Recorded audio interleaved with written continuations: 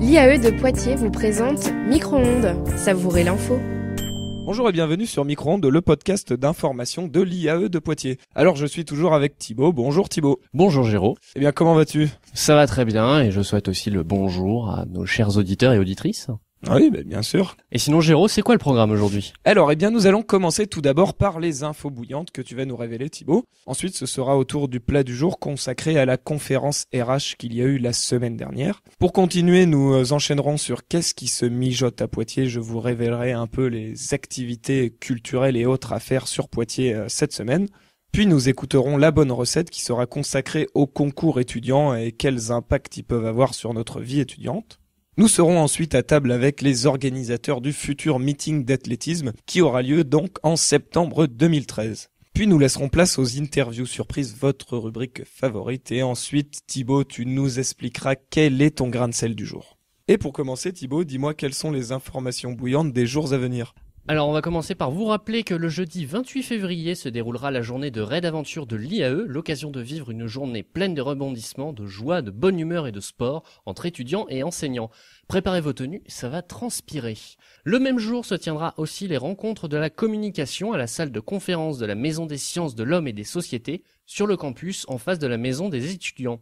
Dès 16h, retrouvez deux temps forts, à savoir une conférence débat sur l'audace dans la communication en France, avec 3 invités féminines de France, Belgique et Angleterre, suivi du Grand Prix de la com, avec un jury étudiant qui désignera la meilleure campagne de l'année 2012 dans la région Poitou-Charentes, et un jury professionnel pour la meilleure stratégie. Cet événement est conjointement organisé par des étudiants de l'IAE et l'association Réseaucom 86. Pour terminer ce tour d'information, l'année universitaire n'est pas terminée, alors que la prochaine se prépare déjà. Dès à présent sur le site de l'IAE, vous pouvez vous inscrire pour l'année prochaine.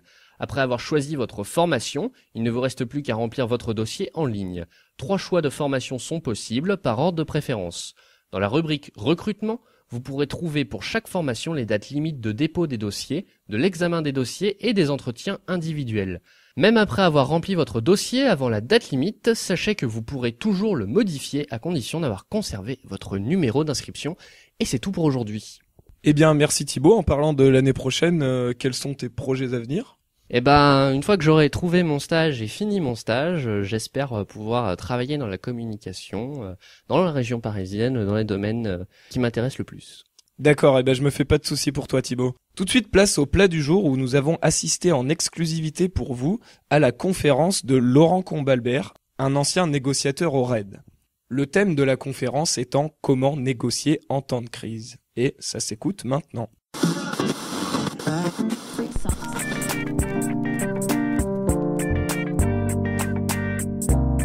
Le plat du jour.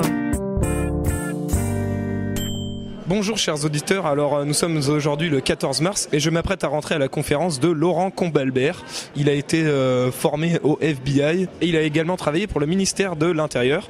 Donc je vais me dépêcher pour rentrer parce que j'ai l'impression qu'il n'y a plus de place. À tout à l'heure. Alors chers auditeurs, j'ai enfin réussi à trouver une place au sein de l'amphithéâtre. Nous attendons désormais le conférencier. Alors bonjour Monsieur Dubreuil, vous êtes responsable financier à Saft à Poitiers.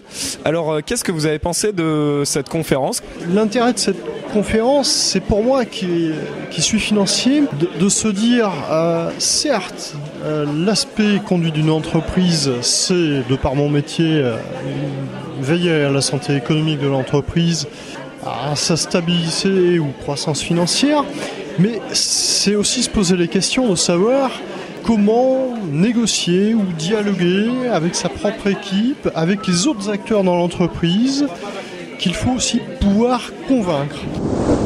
Bonsoir Gaël, tu es président de l'association M2RH et donc tu es aussi étudiant à l'IAE. Donc quel est ton ressenti à la sortie de cette conférence ? Est-ce que pour toi ça a été un succès ? Oui, ça a été un succès. Donc on a réussi à mobiliser 230 personnes ce soir et 150 personnes mardi soir sur une conférence sur les réseaux professionnels. Cette semaine RH a été un succès, donc voilà. Est-ce que tous les conseils que nous a prodigués le conférencier ce soir, est-ce que tu penses que tu pourras les appliquer toi au sein de ta future vie professionnelle ? J'espère en tout cas pouvoir un jour être en place de négocier comme Laurent Combalbert. Après, c'est vrai que son expérience était vraiment basée sur la négociation dans un contexte particulier, un peu militaire, enfin dans le contexte du raid. Nous, c'est plutôt un contexte d'entreprise, mais c'est vrai que toutes ces techniques sont transposables et ce serait intéressant de les mettre en pratique. Alors bonsoir Madame Courdet, vous êtes responsable à l'IAE de la filière RH. Alors au sorti de cette conférence, quel est votre ressenti ?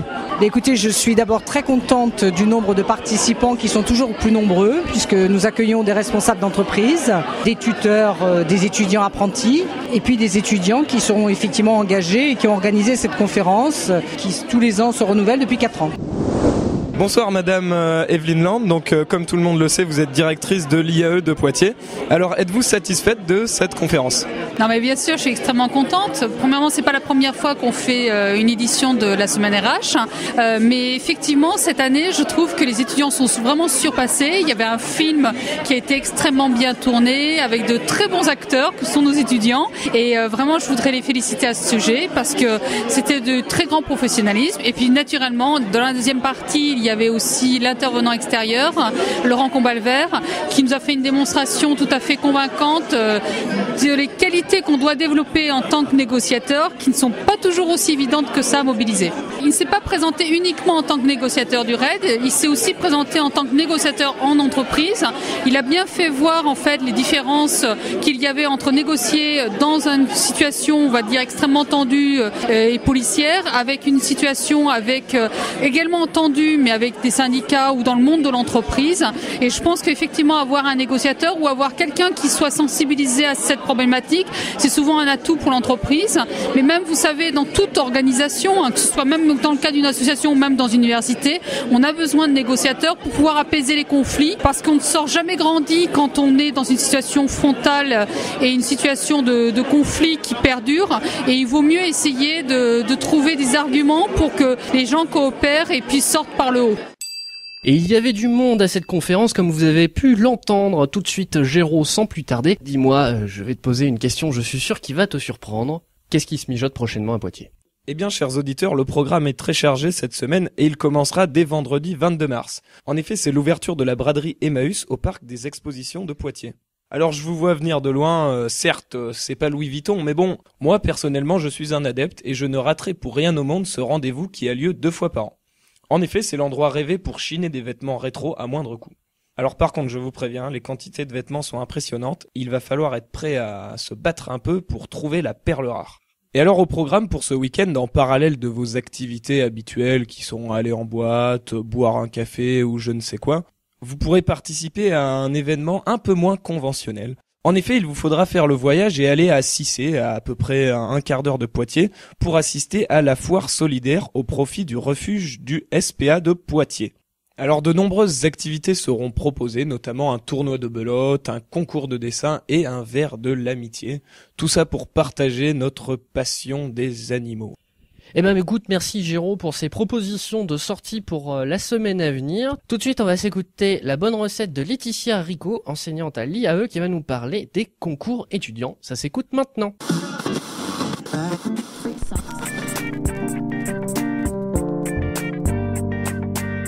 Quelle est la bonne recette ? Et donc, chers auditeurs, comme annoncé, nous sommes ici avec Laetitia Rico, qui est enseignante à l'IAE en marketing depuis 2 ans. Nous allons parler ensemble des concours étudiants qui sont proposés régulièrement à tous les étudiants de l'IAE ou d'ailleurs, dans n'importe quelle discipline que ce soit en marketing, en communication, en comptabilité finance ou en gestion. Alors, dites-moi, Madame Rico, quel est l'intérêt pour les étudiants de prendre de leur temps en plus de leur formation pour faire ce genre de concours ? Alors, les intérêts sont vraiment nombreux. Le premier intérêt, il réside vraiment dans le sujet, le thème. Souvent, ce sont dans ce genre de concours, vous allez répondre à une problématique qui est directement liée à une entreprise, un secteur d'activité, une organisation. Donc vraiment une mission professionnalisante. Vous allez pouvoir mettre en pratique vos savoir-faire, vos compétences, vos connaissances acquises lors de votre formation dans une mission à vocation professionnelle. Donc ça, c'est le premier intérêt. Le deuxième intérêt, il réside souvent dans les relations que vous pouvez nouer, notamment les relations professionnelles. C'est souvent l'occasion de faire de multiples rencontres. Alors, durant l'élaboration de votre projet, vous allez aller à la rencontre de professionnels pour réaliser des études, des enquêtes, mais également lors des jurys. Ce sont souvent des jurys de professionnels. Donc, vous avez l'habitude en tant qu'étudiant d'être jugé, évalué par les enseignants. Là, vous avez une vision beaucoup plus professionnelle. Alors l'intérêt de nouer des relations, c'est également de développer son réseau pour éventuellement s'en servir pour une recherche d'emploi ou une recherche de stage ultérieure. Le dernier avantage, c'est vraiment dans la valorisation du CV. Ce type d'expérience permet vraiment d'être valorisé sur un CV, que vous gagnez, que vous soyez finaliste, mais pas uniquement. Juste le fait de participer à ce type de concours induit une certaine motivation parce que justement vous faites ça en plus de votre charge de travail classique. Donc il y a vraiment un état d'esprit positif, du dynamisme, une volonté de travailler en équipe, un goût du challenge, autant de qualités qui sont en général recherchées par les recruteurs. Et pour terminer, juste pour citer un concours pour lequel vous avez accompagné un groupe d'étudiants de l'IAE cette année, ce serait lequel ? Alors, je vais quand même citer le groupe d'étudiants que j'ai accompagné qui vient de gagner le challenge Come Together. Mais là, actuellement, on est en train de travailler avec un groupe d'étudiants sur le concours prospective organisé par le Conseil général où ils doivent travailler à l'élaboration d'une stratégie concernant l'évolution du tourisme en Vienne à l'horizon 2025. Très bien, merci beaucoup Madame Rico d'avoir répondu à nos questions. Eh bien, je saurai dorénavant qu'il est important de participer à tous ces petits concours qui fleurissent à droite à gauche au sein de l'Université de Poitiers. Et alors, sans transition, nous sommes aujourd'hui à table avec Tutui, Lazare, Pauline et Elena, qui sont étudiants à l'Icomtech et qui ont comme projet pro d'organiser la communication du meeting national d'athlétisme de Poitiers, qui aura lieu en septembre 2013. Alors, Elena, je me tourne vers toi. Est-ce que tu peux nous en dire plus donc sur ce projet ? Alors ce projet, c'est l'initiative de GPAO, qui est le Grand Poitiers Athlétisme Organisation, qui nous a contactés pour faire la communication de ce fameux événement qui aura lieu le 21 septembre. Alors en fait, ça part d'un constat que l'athlétisme dans la Vienne a vraiment un essor important. Alors il y a plusieurs commissions, nous c'est la commission communication, et donc dans cette commission, nous on s'est réparti le travail, donc on va être chargé de toutes les relations presse, le multimédia, le graphisme, et voilà. Alors c'est vrai que ce projet, il est né d'une volonté municipale. Le maire voulait son meeting à Poitiers. Là, ce projet est vraiment à cœur et il a tout fait pour nous aider pour porter ce projet. Moi, j'ai une question que je vais poser à Lazare. Elena l'a dit, l'événement il est en septembre. Là, les projets se terminent début avril. Comment ça va se passer la période de transition entre début avril et septembre pour la gestion du projet ? Effectivement, c'était une des contraintes principales. Donc, c'était notre deadline pour tout le projet. Et donc, on a prévu de mettre en place un guide clé en main à destination des membres de GPAO qui, eux, ne sont pas des communicants, ce sont des sportifs, tous à la base.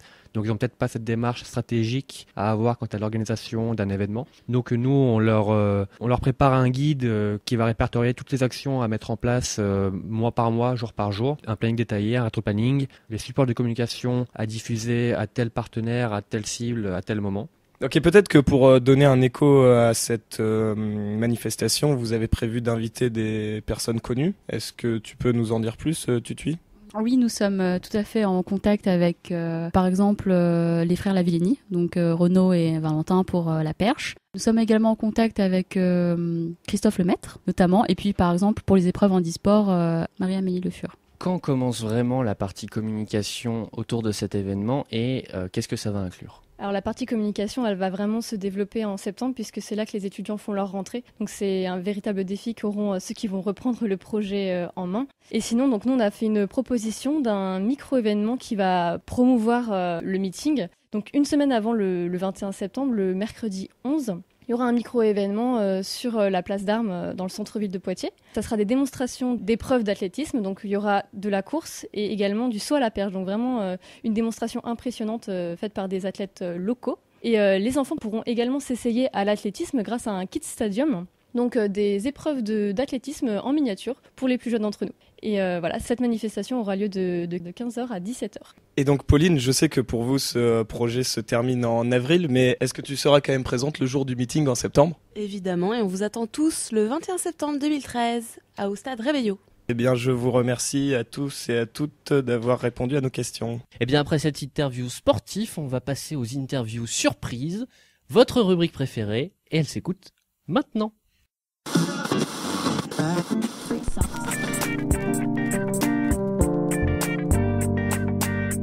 Interview surprise.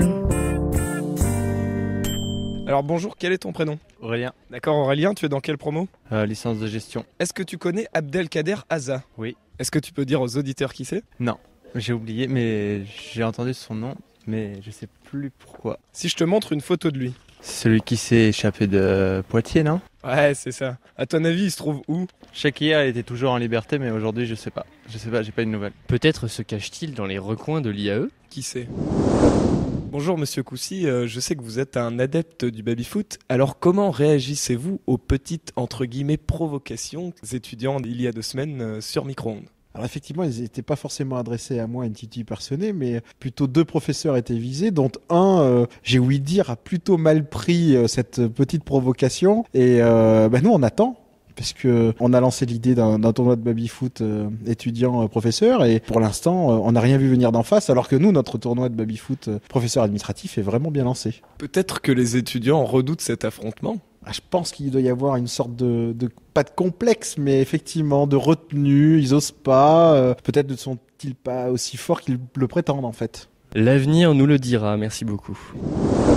Bonjour, quel est ton prénom ? Guillaume. Tu es dans quelle promo ? Licence 3 gestion. Si je te dis Abdelkader Haza, est-ce que ça t'évoque quelque chose ?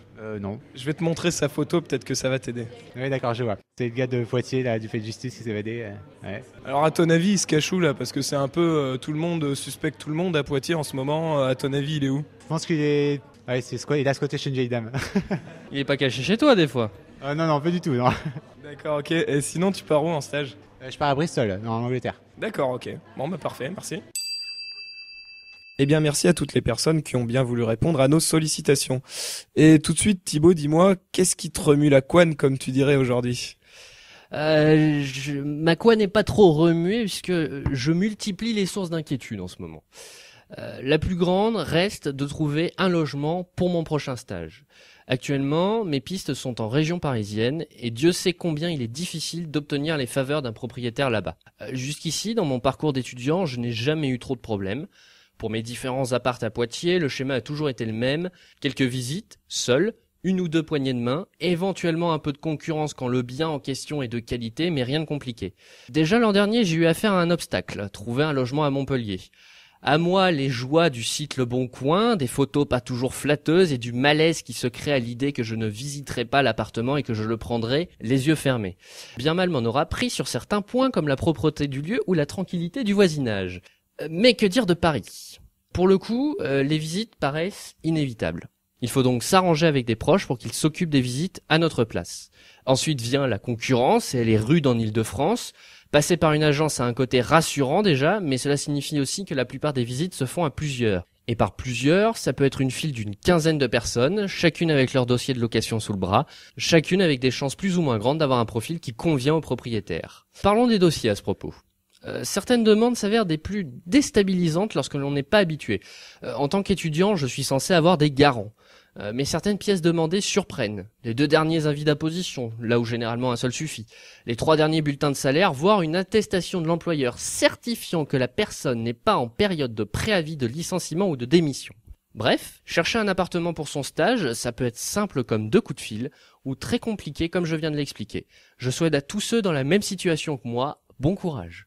Eh bien, merci Thibaut. En tout cas, si j'avais quelque chose à ajouter, c'est qu'avec mon maigre salaire à Pizza Hut, je pense pas que je pourrais être ton garant. Et donc c'est sur cet aveu, Géraud, que nous concluons l'émission ?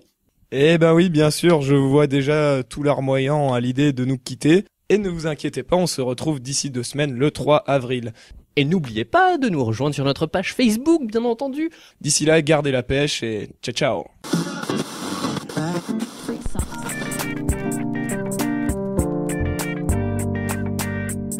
C'était Micro-ondes. À bientôt.